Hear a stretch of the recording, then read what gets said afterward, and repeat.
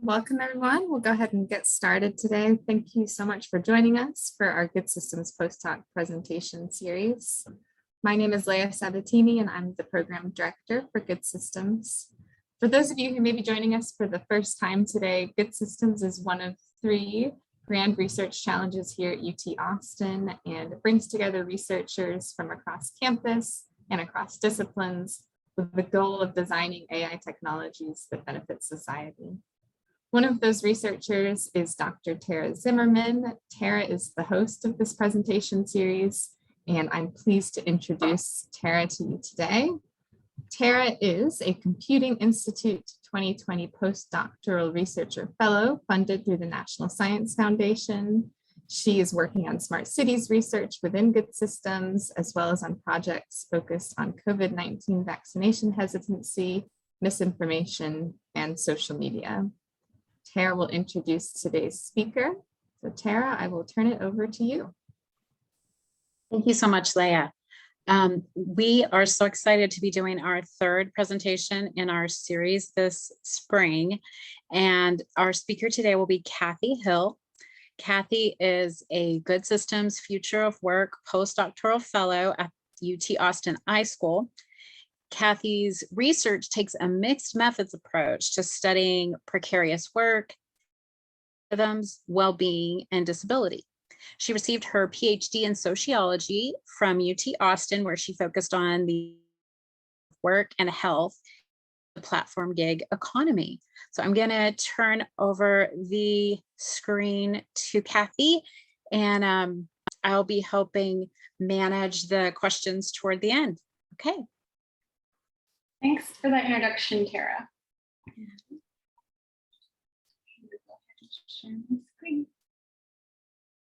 Great. Thanks for that wonderful introduction. The title of my talk is Flexibility and Insecurity, Disability as Motivation in the Gig Economy. This presentation is a paper from my dissertation research. And I focus on the gig economy, and I focus mainly on manual labor in the gig economy. So there's lots of different types of gig work.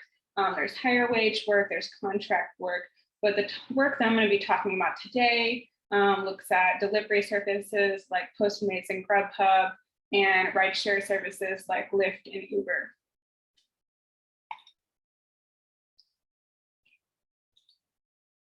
All right, so for the presentation, I'm going to give you a brief background on disability and employment and disability in the gig economy. I'm going to talk to you about the research questions that guided my research and how I got to the question of disability in the gig economy in the first place.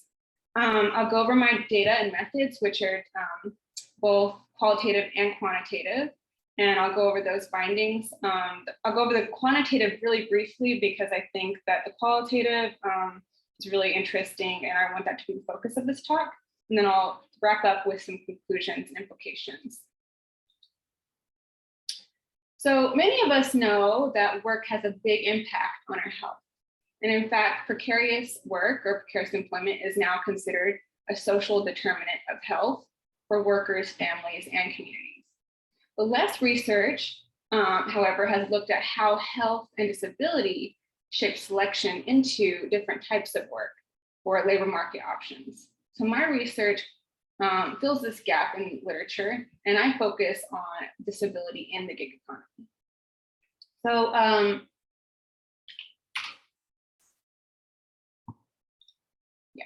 critical disability studies takes a social model rather than a medical model to understanding disability.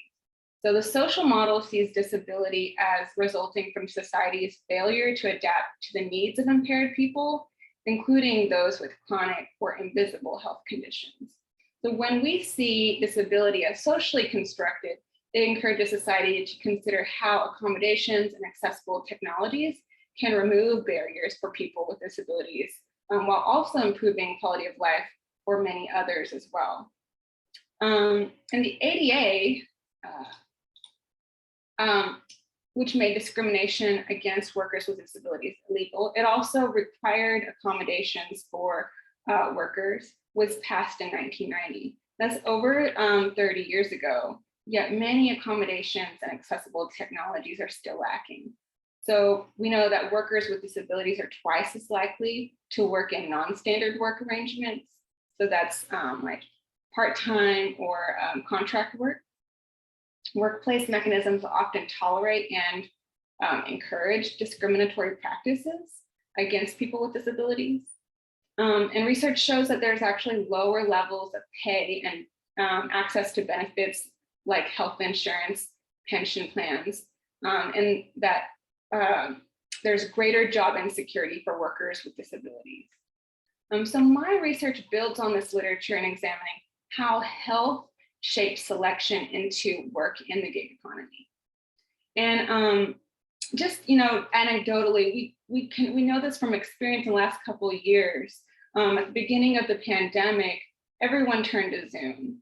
And for me, at least, because I was interested in disability at the time, it was very apparent in the media that people with disabilities were talking about how they had needed these virtual accommodations a long time ago. And they were turned away from work because workplaces were saying they couldn't go virtual. And now that everyone needs to be virtual, people with disabilities were very frustrated and saying, where were these accommodations when we needed them? So this is something that just a little recent, experience from all of us that shows that how accommodations have created barriers for people with disabilities or lack of accommodations. So what we know about disability in the gig economy is actually quite limited. We know a little bit about disabled consumers in the gig economy. So grocery delivery services are really helpful for people with disabilities and chronic health conditions. And they were especially helpful during the COVID-19 pandemic for people who were higher risk. For rideshare services, actually the US government is currently suing Uber for overcharging riders with disabilities for driver wait times, because disabled consumers may take longer to get to the car or get into the vehicle. And there's a 2-minute wait time before you get charged extra. So that's something that is going on right now. For disabled workers in the gig economy, there's recent research from Australia that actually finds that among economically disadvantaged workers, those with disabilities are more likely than those without to do gig work. And this kind of makes sense given what we know about discrimination in standard workplaces.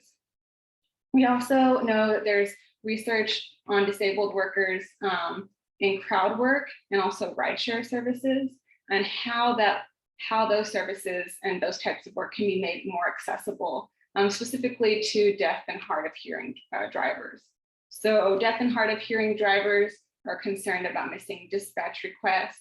They also fear stigma of the disability stigma and the resulting low ratings that can affect the algorithms and how they're matched with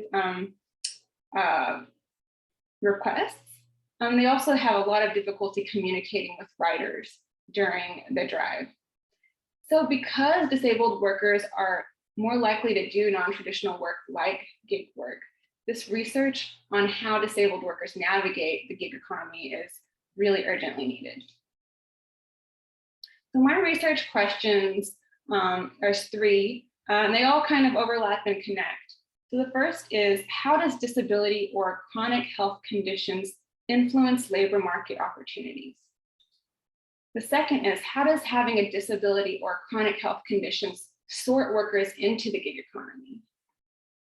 And the third is, why are workers with a disability or chronic health condition motivated to join the gig economy? So this study is a part of a larger study on gig workers. And while sources of data on the gig economy are increasing, a lot of them are not publicly available. And then some of the publicly available data have limitations. So to investigate how health shapes selection and experiences of workers in the gig economy, I used a mixed methods approach where I designed my own survey, and I also conducted interviews with gig workers. So first I did 12 preliminary interviews with gig workers in person in Austin. I recruited those gig workers through Facebook groups like the ones in this picture. And I focused, as I mentioned before, on labor platforms, like rideshare services and delivery services, rather than capital platforms like Airbnb. And finally, I used grounded theory to develop the questions for my survey. So next, for the larger survey, I designed and fielded a nationwide survey using targeted social media ads. So I used Facebook Ad Manager to target people who listed one of the a gig company like Uber or Lyft as their employer or as an interest on Facebook.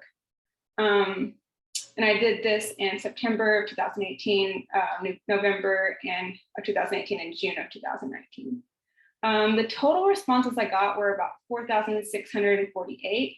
After cleaning and dropping a lot of responses based on incomplete surveys and other things, the analytic sample was 1,586 responses. The survey looked at a lot of questions, but the questions that were relevant for this study were looking at health conditions, including disability, whether they were motivated to do gig work by a personal health condition or a family health condition, and work status categories. So whether they had a full-time job in addition to gig work, whether they had a part-time job in addition to gig work, whether they only did gig work only. And I also looked at demographic questions like race, gender, age, parental status, marital status, education, and platform type. So the third component of my data and methods is 33 semi-structured in-depth interviews. And I conducted these interviews via phone and video. I recruited these interviews through the survey that I conducted, the nationwide survey. So one of the last questions on my survey was asking whether participants would be interested in participating in an interview.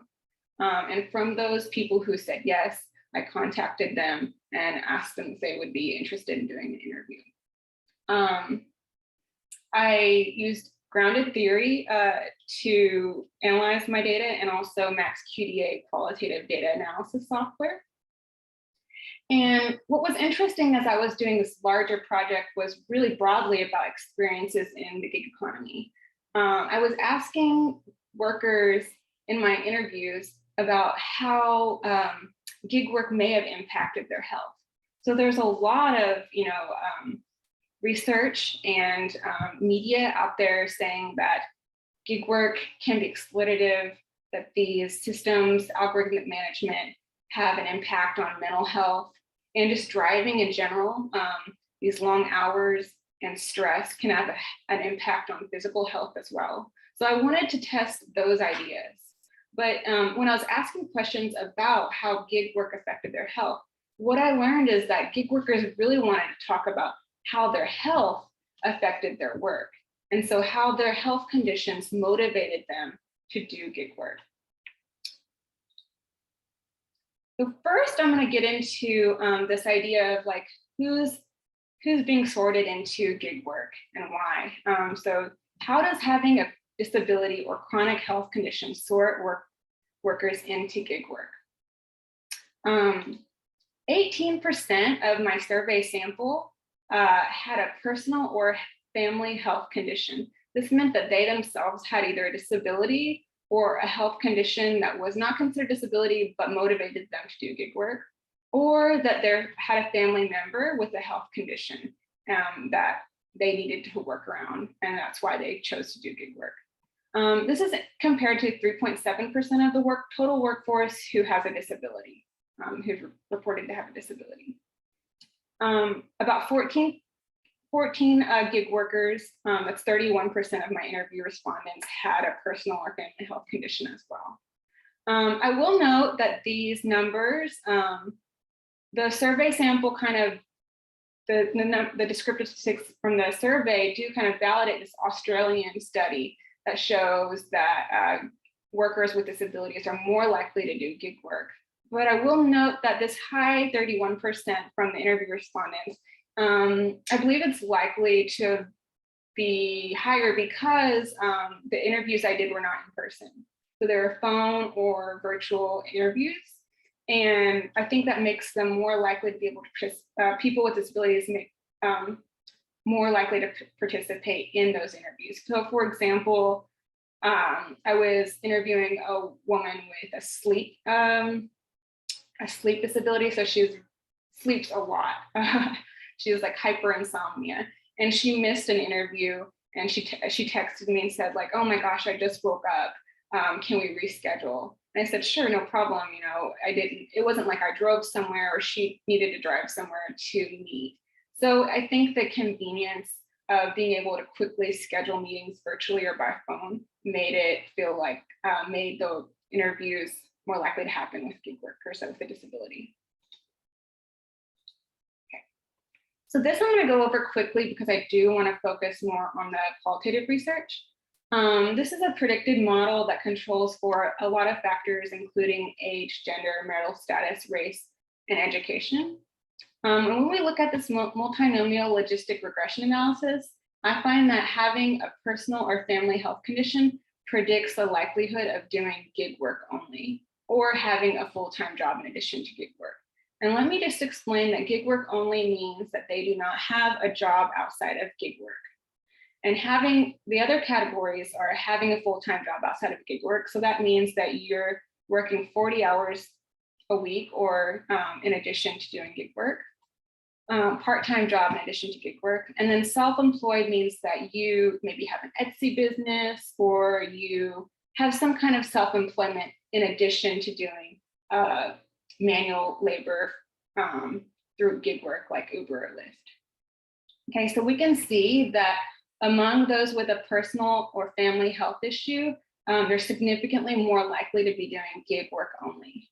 And among those without a personal or family health issue, they're significantly more likely to be to have a full-time job in addition to gig work. So this kind of validates those ideas of who is pushed out of standard employment and who is accommodated in standard employment. So why are workers with a disability or chronic health condition motivated to do work in the gig economy?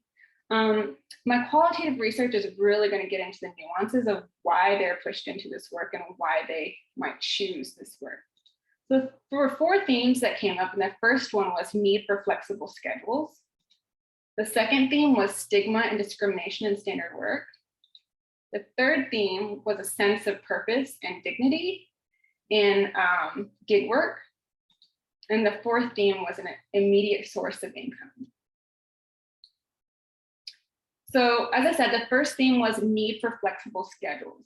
So Jonathan, he's a 46-year-old former band director from Tallahassee, Georgia. Jonathan had 3 strokes and 3 open heart surgeries, and he drove for Lyft because he needed a job that allowed him to take time off when his chronic pain flared from his open heart surgeries. So he could no longer work as a band director. And he explained to me, he's at the mercy of, he said, I'm at the mercy of the weather. Little things will trigger my chest, so I'll have to take time off from work, and that's not fair to the boss. But Lyft lets me clock in and out whenever I want. So when I feel good enough to drive, I go drive. When I don't feel good enough to drive, I don't have to beg a manager. I don't have to explain it to anybody. I just turn it off and go home. So this kind of gets at like, just shows us how important it is for workers with disabilities to be able to have control over their schedules, and also gets at some of the discrimination and stigma that he feels like he might face in standard employment.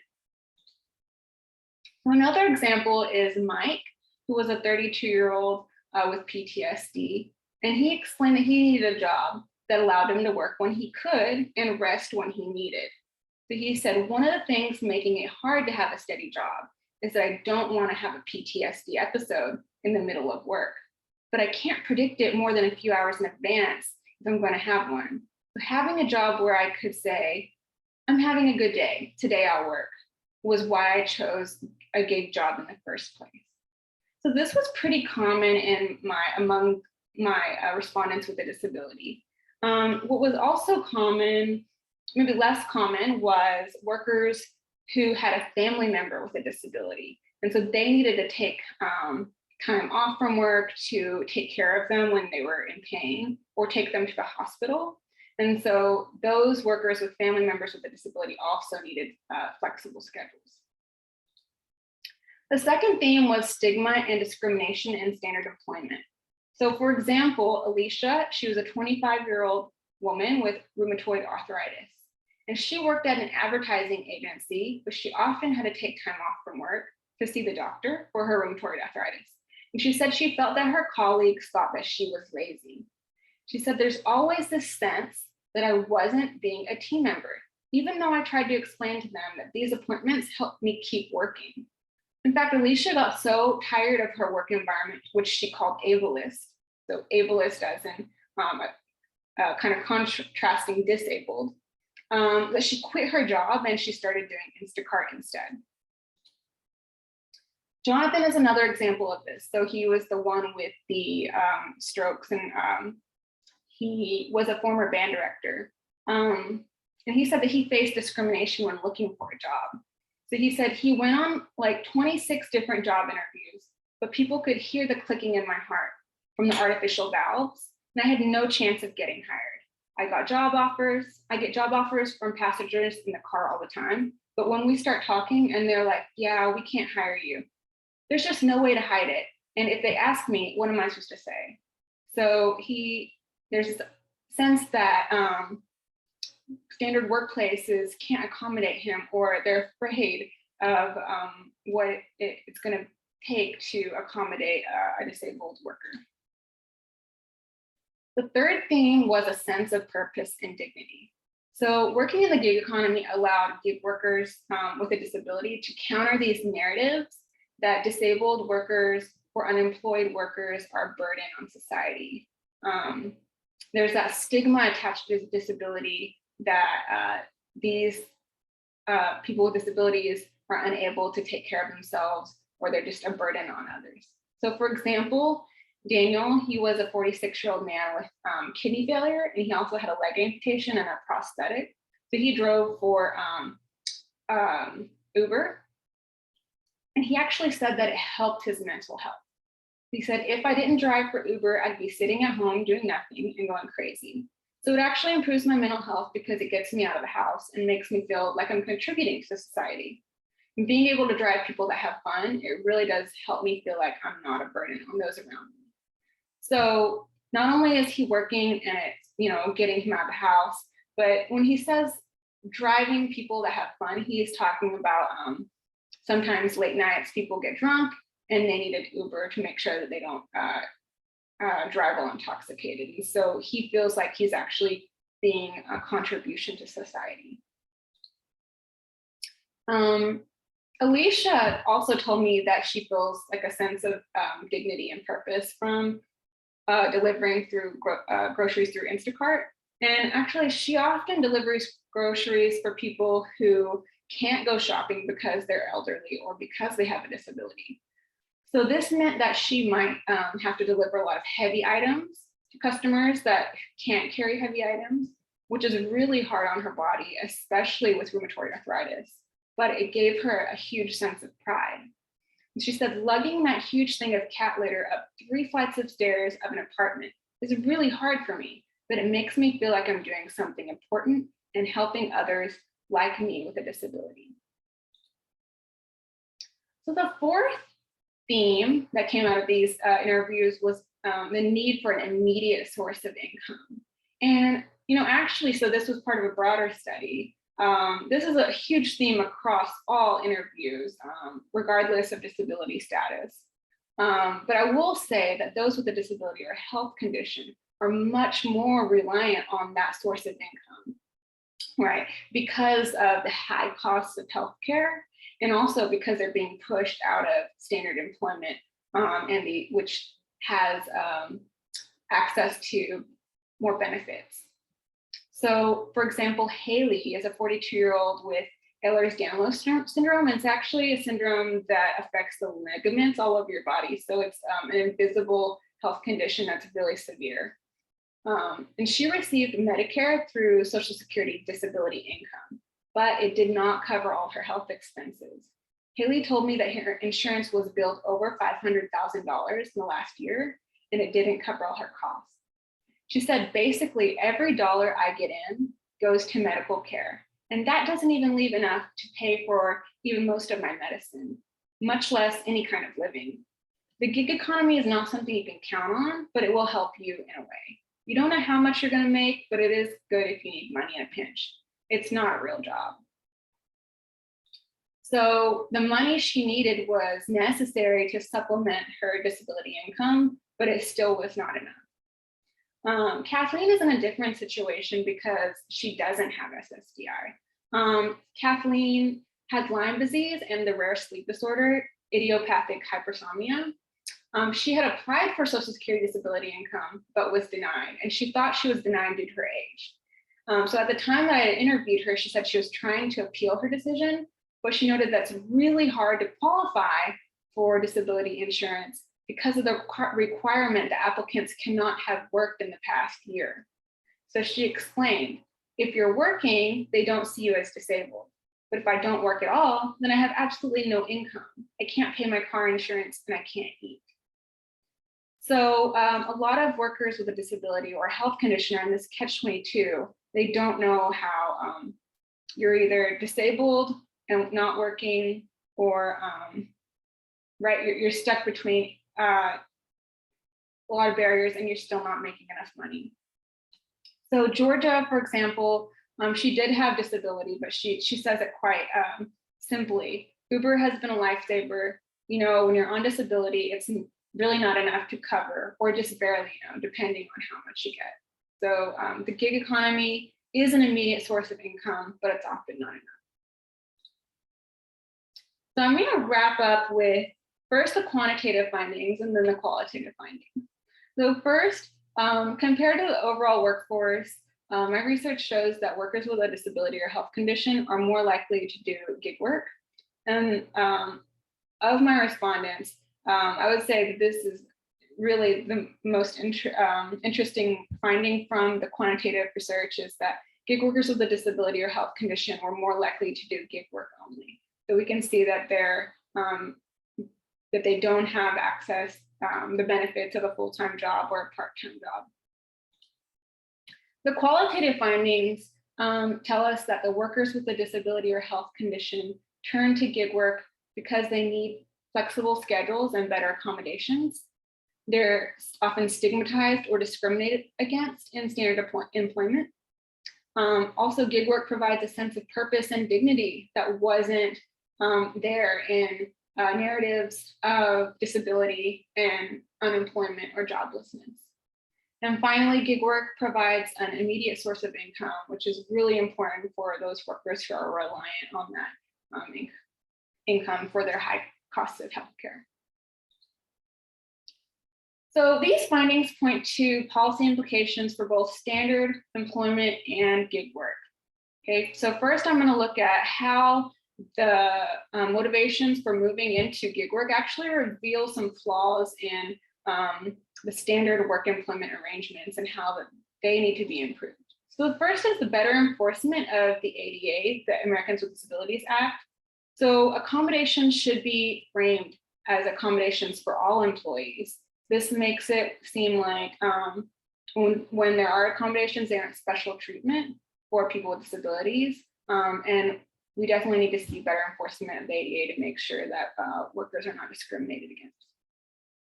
Next, we need policies that support paid sick and family leave, schedule flexibility, and remote work. So, we're all able to work remotely. I'm working remotely right now. A lot of us have found employers have given schedule flexibility for workers during the pandemic because there's lots of just shifts in childcare and other things that require schedule flexibility. And so these were things that employers could have given all along. And finally, now we're able to see that that these accommodations help everybody, not just workers with disability. I have one more. Okay, so the third one is that we need to re-examine Social Security disability insurance and think about the ways to allow disabled workers to continue to work while ensuring that they have insurance and health insurance and income. So making sure that we're caring for disabled workers, because all these workers, oftentimes they want to work. They take a lot of pride in their work, and they don't want to be stuck in a situation where they have to choose between working and health insurance. So the policy implications for gig work, what we see here is that the gig economy definitely helps workers with a disability, but it may leave these already disadvantaged workers vulnerable to exploitation. So first, as there's a lot of debate nationwide, globally, about the status of gig workers as employees or contractors. And those who are still considered contractors, they don't receive protection from the government as employees. So like they're not covered by the Americans with Disabilities Act, as well as they're not receiving other benefits of being an employee. We know that earnings from gig work are low and volatile, and that there are oftentimes no benefits. This means that in general, any gig worker that gets sick or gets in a car wreck, if they're not able to work that day, that's going to mean that they're not going to be able to make money that day, right? And this is more important for gig workers with a disability, right? Because they're probably going to be taking off work a little bit more. They might be sick more often. So it means that they're going to be making less money. It's really going to be costing them money. And finally, disabled workers might receive lower ratings for their work. And this is an area, I think, of future research that needs to happen. Lower ratings might affect their mental health, and also may affect their earning potential, given that algorithms take ratings into consideration when they match workers to consumers. So future directions for this research, future research on disability in the gig economy should take into consideration value-sensitive design approach and ask, how can we design gig work to promote values that we see coming out of this research? So the values that I see that correspond with some of the motivations are scheduling autonomy, accommodations and accessibility, dignity and respect, and job security. And when we design gig work and other technologies to account for the values of the most vulnerable and marginalized populations, we can make quality of life and work better for all gig workers as well. So that's where I'm going to end. Thank you so much, and I'm happy to take questions. Thank you so much, Kathy. That was great. I never am quick enough with my reactions to find the little clapping hands, but that's what I was trying to do. Does anyone want to kick us off with our questions? If you do, just feel free to jump right in or type it in the chat.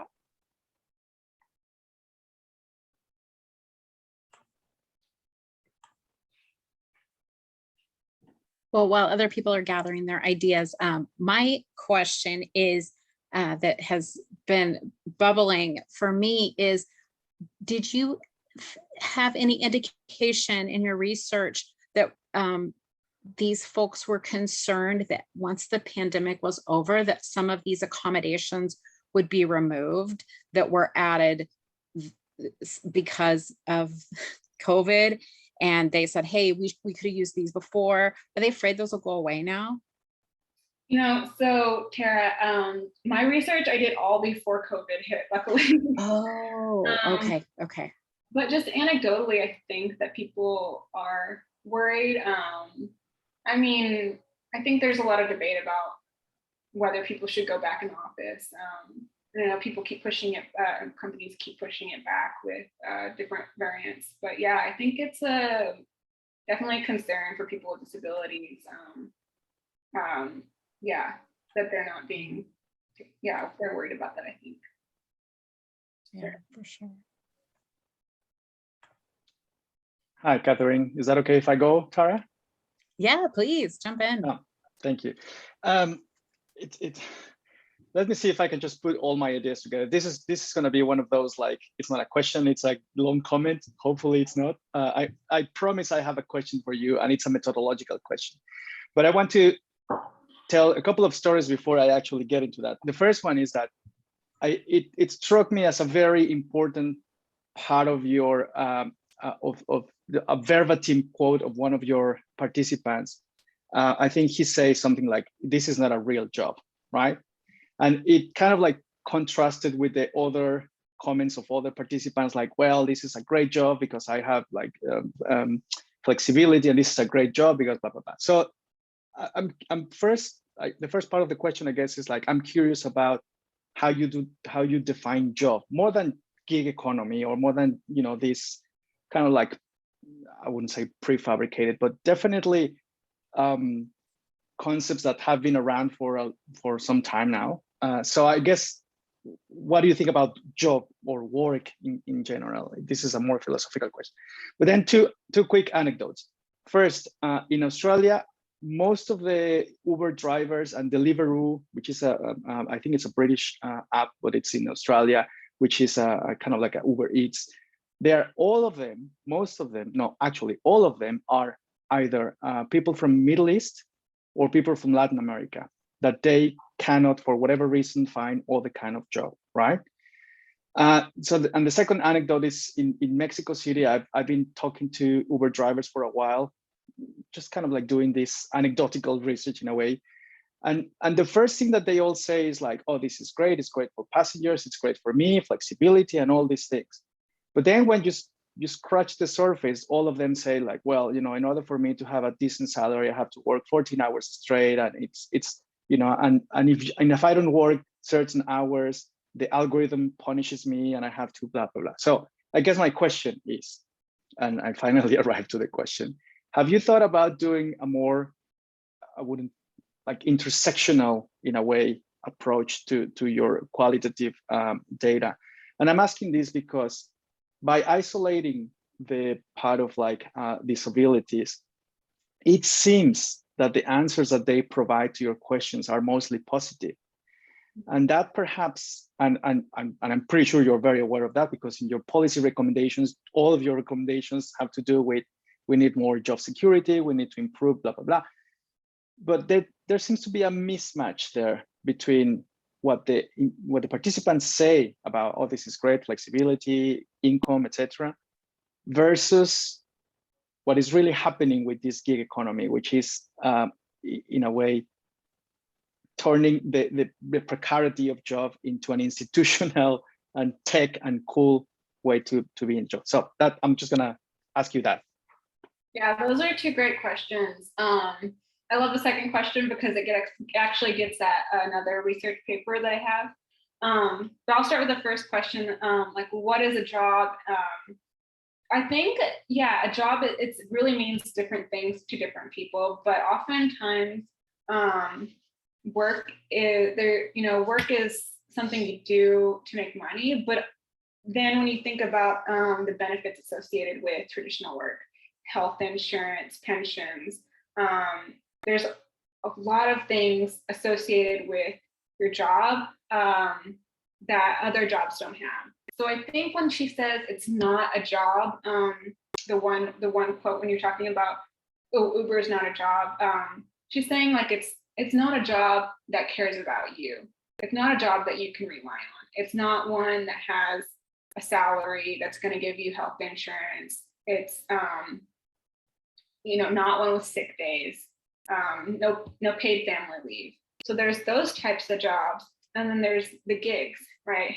It's funny because each little task is a job. You get paid by the task, right? And so these workers are saying, yeah, we're so happy that we have this flexibility in this type of this other type of job, this contract work. But I think it is definitely one of those things where when you don't have any options, you're just grateful for the little thing that you have. And that does get to your other question about, why are they so happy? They're not always that happy. I think that, like what you said, so this was part of a larger study. So what I did was actually my dissertation research. When I started out, I wanted to know whether gig work affected your mental health and physical health. So so that was really my question of interest. And what I found in a different paper is that people's, the rating systems really frustrated workers. So they were very angry about being rated low when someone thought that they were drunk or their car was dirty or they didn't get somewhere fast enough. All workers takes pride in their work, and for a lot of gig workers, the rating system was a reflection of their performance, and so they took it personally. Another thing is demand for work. Not every time of the day is going to have a lot of demand. So rush hour, if you start driving in rush hour, sure, you're going to pick up riders, but say you're working in the middle of the day, maybe you don't get any requests. And so drivers were really upset about these wait times where they're not getting customers and they're not getting paid for waiting. And you can imagine that some of these disabled workers don't want to work when it's rush hour or when they're tired. A lot of older workers couldn't drive at night, which is sometimes the most lucrative time to work. So these were really very frustrating times for them, thinking about they're not getting paid, they are working, they're sitting around waiting. So gig workers did have a lot of complaints. And broadly they did. I will say too, to your point about intersectionality. And so gig workers had a lot of complaints, and the disabled workers, I would say they agree with those complaints. But I wanted to talk here about the nuances that think that work can be exploitative and it can be frustrating and unhealthy, and at the same time, it can be the only thing that you have. In terms of intersectionality, or just thinking broadly about how gig work affects populations outside of people with disabilities. So that was my original research plan, and I just focused on disability in this paper. But what I found too was that, like you said, immigrants, but also I found that veterans, so people who are formerly in the military, a lot of they seem to have to also be working a lot in the gig economy, because they often overlap with people with disability. So they have a disability and they can no longer work in the military, and they do gig work. Or teachers during the summer. I actually interviewed a few teachers who said like they weren't getting paid enough. So during the summers, or when they have a night off on the weekend or something, they're going to try to do gig work because they just can't make their ends meet. They're living paycheck to paycheck. So all of these industries that aren't supporting their employees, like teachers, military vets, people with disabilities, immigrants, these people who don't have any other options, you'll see them turning to gig work. And another one was actually women, mothers, who were sick and tired of corporate work and that didn't accommodate their family needs. So I ran into a lot of people who said they were done with it and they gave up, and they needed a type of work that allowed them to pick up their kids from school, or just understood that the work wasn't everything. And so I think, yeah, you're getting at something really important here. It's not just people with disabilities. I think that they're really unique and interesting in this regard. But yeah, if we start designing for people standard work with all accommodations for all these marginalized people, then we will be able to better support them for sure. Thank you. That was a fantastic presentation. Thanks for your questions. I really appreciate them. Yeah, that was great. Unfortunately, we are totally out of time. So if anybody has any other questions, you can reach out to Kathy directly. I think you have her email, or you can reach out to me if you have any other questions about our series. So thank you to everyone for being here, and we'll meet again in a couple weeks. Thanks. Okay, thanks. Have a great day.